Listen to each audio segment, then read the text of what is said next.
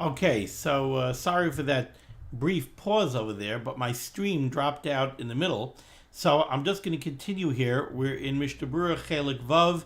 We're in the middle of Daf Yud Amen Aleph, and I was reading the Ramah on the second line of Yud Amen Aleph here in Siman Tavkuf Lamites Sif Aleph. So we were saying that the Ramah said over here, if you have an opportunity to make a significant profit on Chol HaMoed, you're allowed to go ahead and conduct business, whether it's to purchase or to sell on Chol HaMoed, if you do it b'tzina, if you do it discreetly. But the Ramah said, "V'yoytzi l'simchas yamtiv yoyse mimasha yadaita l'hoytzi." However, you should then spend more money than you were planning to spend on Hoitzais Yomtiv. You should go spend extra money l'chvaid Yomtiv, seeing as you made a beautiful profit here on Chol HaMoed. Some of that money should be put to moed use. That helps render it permissible. And the example I gave was, if you're in the business of purchasing and selling electronics on Amazon, and you have a unique opportunity to buy 100 beautiful computer monitors at a very cheap price, so now sit down and figure out how much profit you're going to make on this business opportunity that you took advantage of on Chol HaMoed. And now, instead of serving a minute steak roast on Chol HaMoed, go to Pomegranate and buy yourself some beautiful prime rib. Okay, now let's go to the Mishnah Berurah, Ois Cotton Hay. So, the Ramah said, Revach Meruba, if you have the opportunity to make a significant profit, so then it's mutter to do it b'tzina. Says the Chavetz Chaim, Hatam, the reason this is mutter, Da'afta mishum revach meruba bolvad ein lahatir, even though we've already seen many times that if something is not a davar ha'avod, if it's not a question where you're going to take a financial loss, rather you have the ability to make more money, you're not allowed to do malacha on Chol HaMoed. For example, we said you're allowed to water a stay base hashlachin.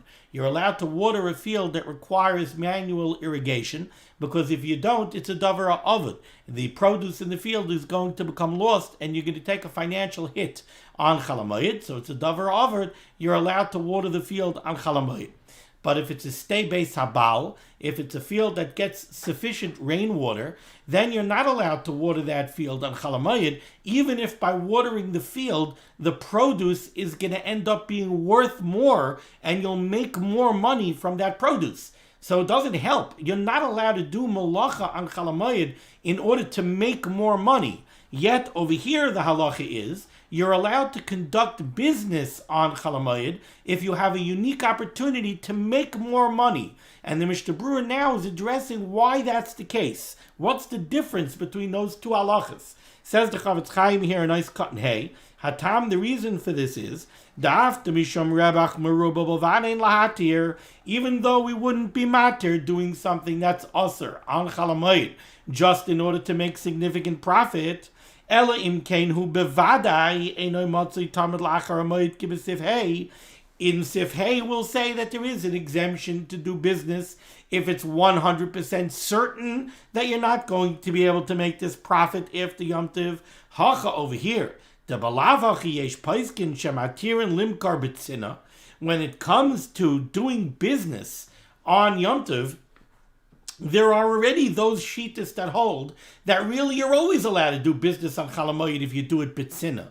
And the reason for this is what I explained earlier. Conducting business does not involve meleches iser. There's no malacha involved in doing business. It's only something which is mutter which is aser mishum tercha, and that's why we could be meichel. Samchinan alayu, we could rely on these opinions, when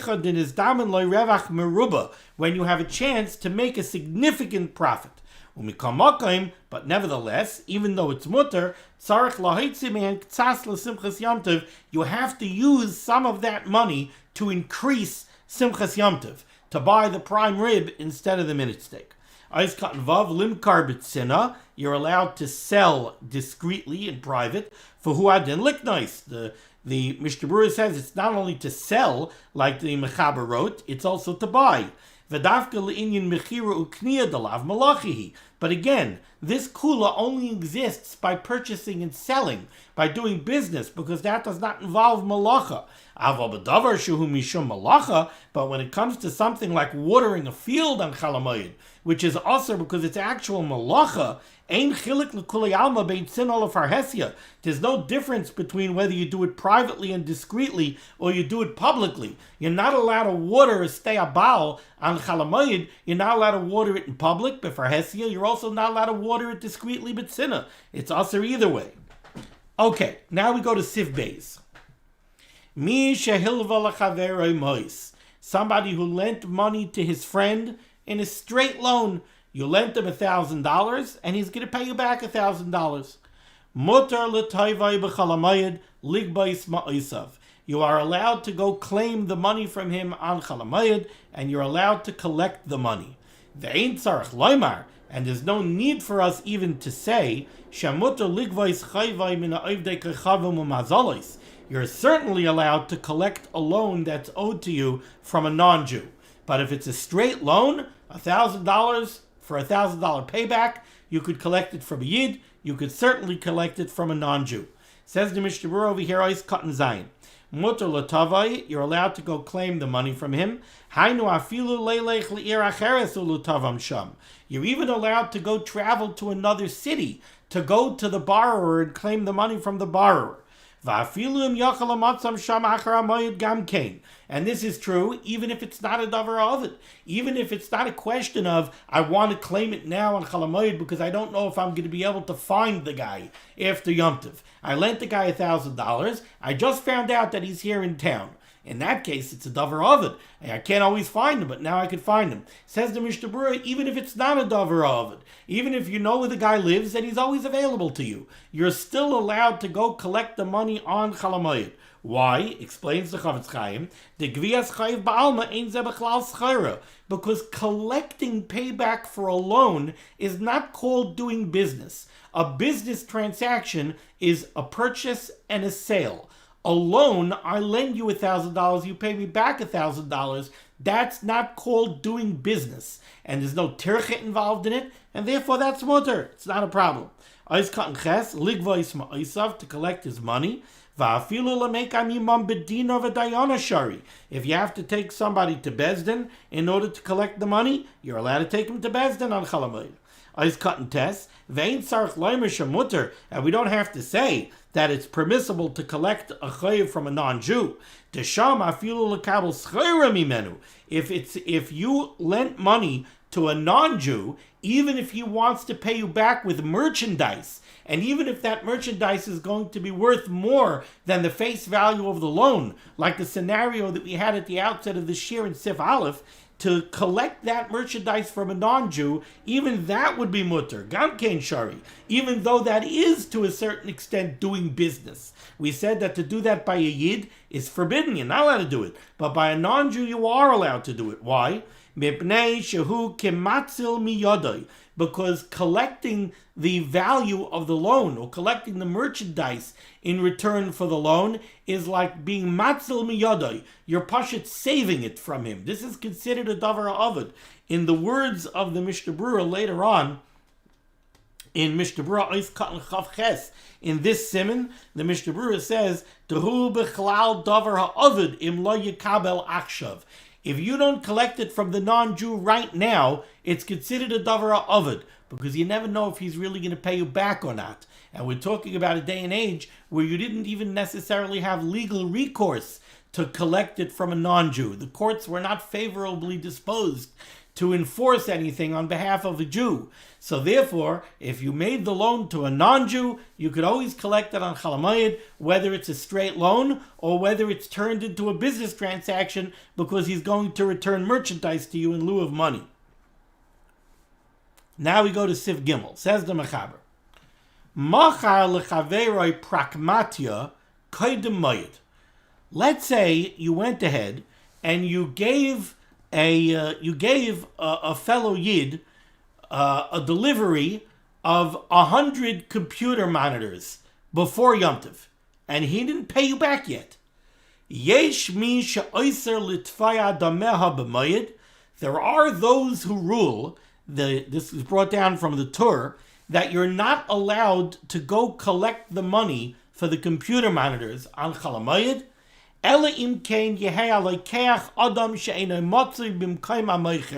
unless you're dealing with somebody who's not going to be around in your place after Yom Tov,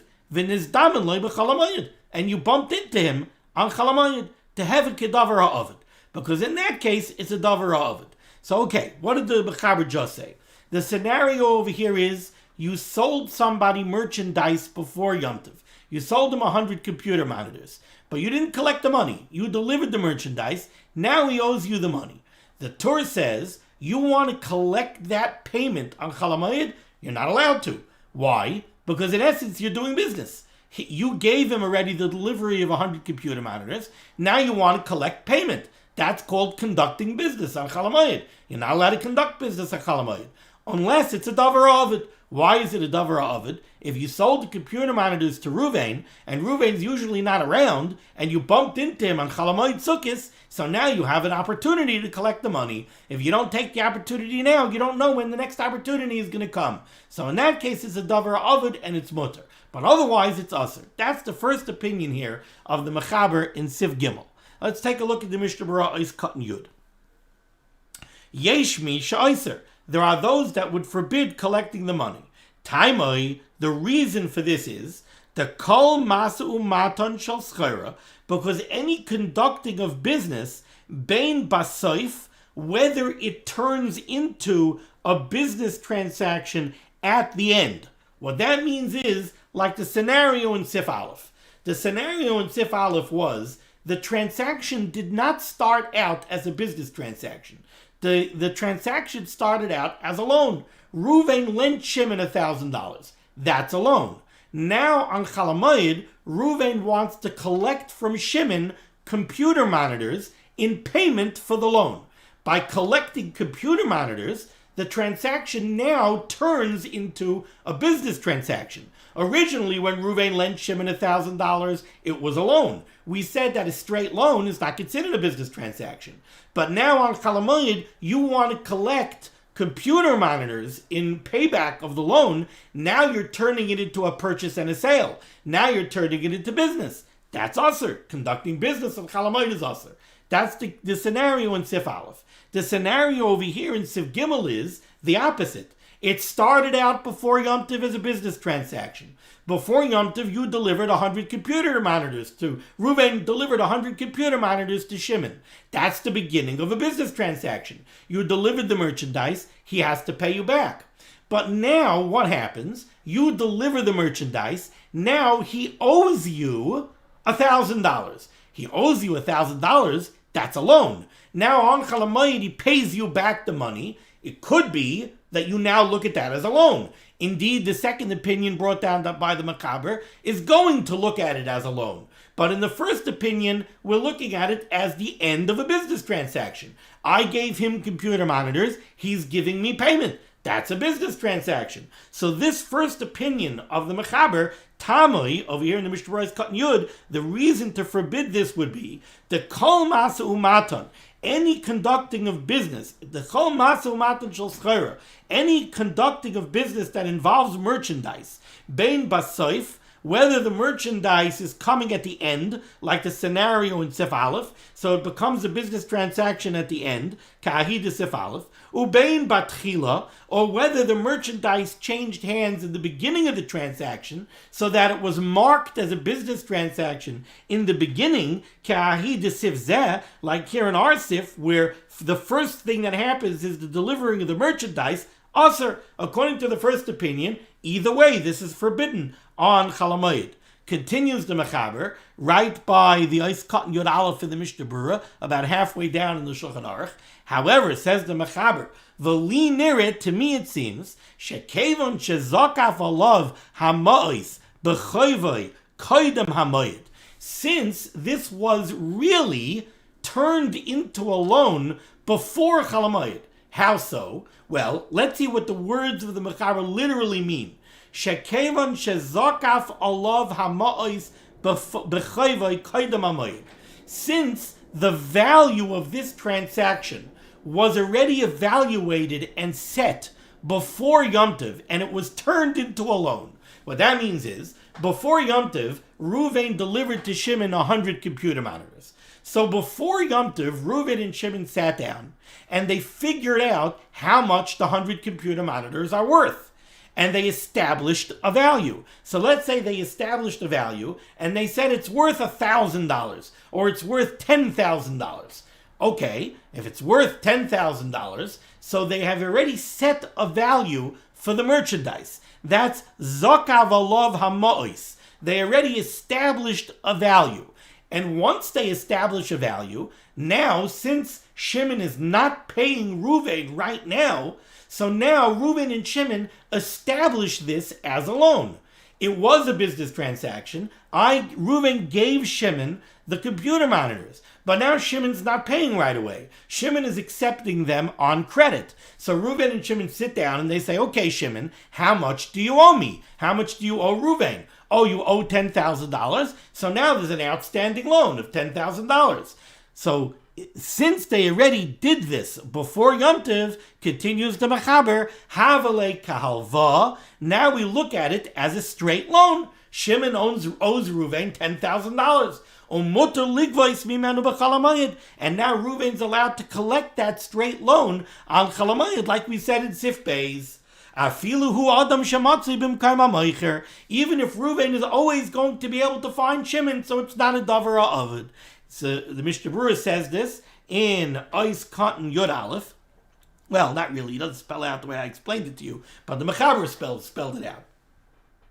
So in any case, this more stringent opinion is the opinion of the Mechaber. Ois Cotton Yod Aleph, the Mechaber said, V'li nira, v'hinei, av shehabach hiske midino lasfara harishona, even though the Bach seems to agree to the more stringent opinion, to the first opinion of the Mechaber, Mikamakim Kayim, nevertheless, nowadays, says the Chavetz Chaim, Shanu Royan Shachayvais Miskalkalin, that we see, unfortunately, that many times debts cannot be collected. Naihagin Litvaya Bedin Af Ba'ad Prakmatya B'Chol HaMoed. The halacha is, we're noyeg, that you could go claim the money in exchange for the merchandise that you delivered before Yom Tov. You could go collect that money on Chol HaMoed. To Chashvina l'davar ha'aved, because not only do we have the second opinion of the Mechaber, which is that we look at it now as a straight loan, but also we look at it as a davar ha'aved, because all too often it becomes too difficult to collect debts that are outstanding. Now we go back to the Shulchan Aruch. Says the Ramah, 4 lines from the bottom, Haga, v'chein muter likboil b'mishpat b'shvil chayvaisav hamutarim litvaya. So too, says the Ramah, you're allowed to register a complaint with the court system. Likboil does not mean to accept. Likboil means to register a complaint.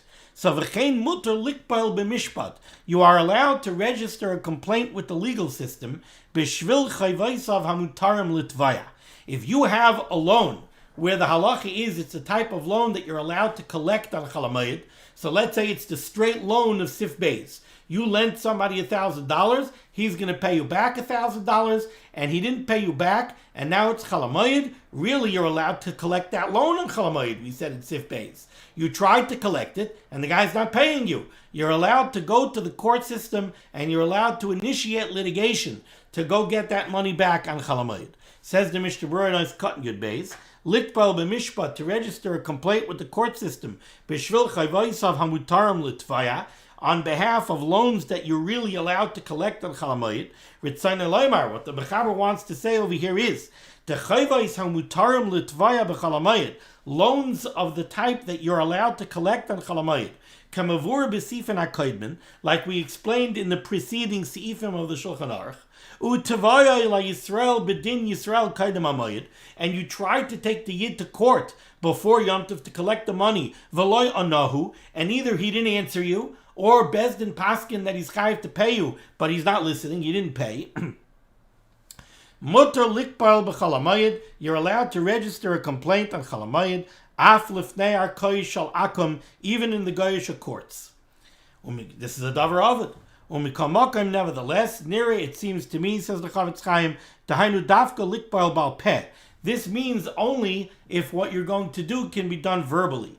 Avalichtayv mishum zeh, but to write documents in order to do this, let's remember, writing is a malacha on Chol HaMoed. Aser im loy tehu davar ha'ovid, unless it's a clear davar ha'ovid. If you need to collect the money for Yitzayis Yomtiv, then then it could be you could get a non-Jew to write the necessary documents for you, because now it's a malacha that's being done l'tzarech hamoed. Continues the Ramah, 3 lines from the bottom by the Yud Gimel for the Mishnah Berurah. V'chein, similarly, mutar lasais zikifa im chayvaisav. You're allowed to make a cheshbon. You're allowed to make a calculation of the monies that are owed to you, and you're allowed to write them down on Chol HaMoed kedei lahavtichan, so that they should be safe. When people owe you money and you have it written down on 27 different scraps of paper, or you have it in your memory, but you're afraid it's going to be forgotten, you're allowed to sit down and make a cheshbon, and you're allowed to write down the total in a safe place so that it should be safe. Because that's called a davar ha'ovid, and therefore the malacha and the tercha are mutter. Says the Mishnah Berurah cut Yud Gimel, v'chein mutter lasei sekifa, you're allowed to make a cheshbon. B'nemuki Yosef mavur, the Nemuki Yosef explains, dezer koyal akum, that this is talking about a case where you're owed money by a non-Jew. Or it's saying what the Ramah wants to say is, ta'afil u'im nachmir b'Yisrael. Even if we're going to rule very stringently, even more stringently than what we've seen here in the Shulchan Aruch, and you're going to be machmer that by a fellow Yid, that you're not going to collect the money that he owes you on Yom Tov, even though in Sif Beis we said, for example, that by a strict loan you're allowed to collect it, because you know that you could collect it after Yom Tov, so you don't want to collect it, you want to be very machmer, and you don't want to collect it on Chol HaMoed. But akum, if you're dealing with a non-Jew who owes you money, then you're certainly allowed to collect that money on Chol HaMoed, and you're allowed to make the cheshbon on Chol HaMoed. That's loy b'vadai b'chlal davar ha'ovid, because that's certainly a davar ha'ovid.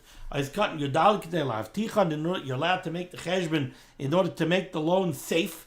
In other words, you want to protect, you want to make sure you know how much you're owed. By making the cheshbon and writing it down, now you'll be batuach, that you'll be able to collect it, because now you'll have the cheshbon and it'll be written down and it will be safe. 1 second, I just want to check.